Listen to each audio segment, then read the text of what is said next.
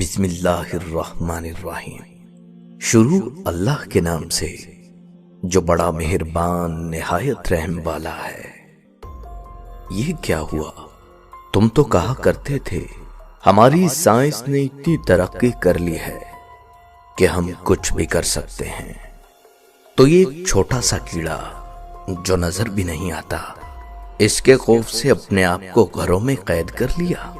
یہی ایک چھوٹا سا کیڑا تمہاری موت کی وجہ بن رہا ہے۔ تو کیوں نہ بنے؟ کیونکہ تم اس وقت سو رہے تھے جب پوری دنیا میں اس کے بندے چیخو پکار کر رہے تھے، مدد مانگ رہے تھے۔ کشمیر کو آدھے سے زیادہ سال ہونے والا ہے، وہ گھروں میں بند ہیں۔ آج ساری دنیا بند ہو گئی، آج ساری دنیا اپنے اپنے گھروں میں قید ہے۔ مگر ساری دنیا ہی کیوں؟ وہ اس لیے کیونکہ ساری دنیا تماشائی تھی، ساری دنیا تماشا دیکھ رہی تھی۔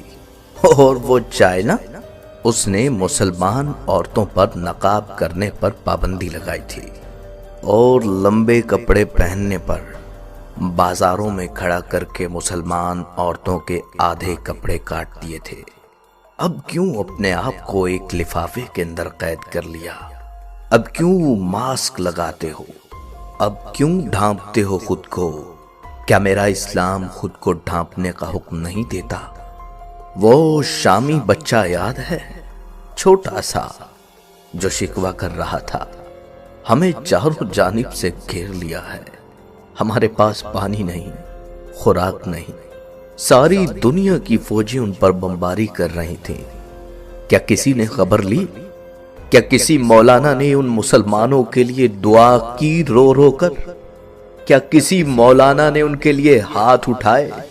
کیا وہ مسلمان نہیں تھے؟ اس بچے نے کہا میں اللہ سے شکایت کروں گا۔ جانتے ہو اس بچے نے اللہ سے شکایت کر دی۔ اس کے ماں باپ مر چکے تھے، اس کی ماں اس کے سامنے مر گئی۔ اس نے کہا میں شکایت لگاؤں گا۔ تو سن لو دنیا والو، وہ بچہ شکایت لگا چکا ہے، شکایت لگ گئی ہے، اب بھگتنا تو پڑے گا۔ ساری دنیا خاموش تماشائی تھی، تماشا دیکھ رہی تھی۔ اس وقت مسلمانوں کی تکلیف پر کوئی نہیں بولا۔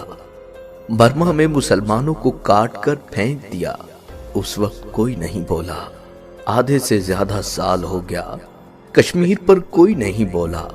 جانتے ہو جب خدا کا عذاب آتا ہے تو سب سے زیادہ تماشائی مارے جاتے ہیں، تماشائیوں کی پکڑ ہوتی ہے۔ آج اس عذاب کو مذاق بنا رہے ہو، خدا سے ڈرو۔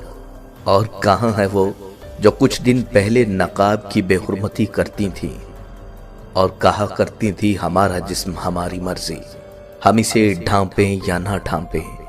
اب پھرو گھومو، تمہارا جسم تمہاری مرضی نہیں، کہ یہاں مرضی صرف اسی کی ہوتی ہے، تمہاری کوئی مرضی نہیں۔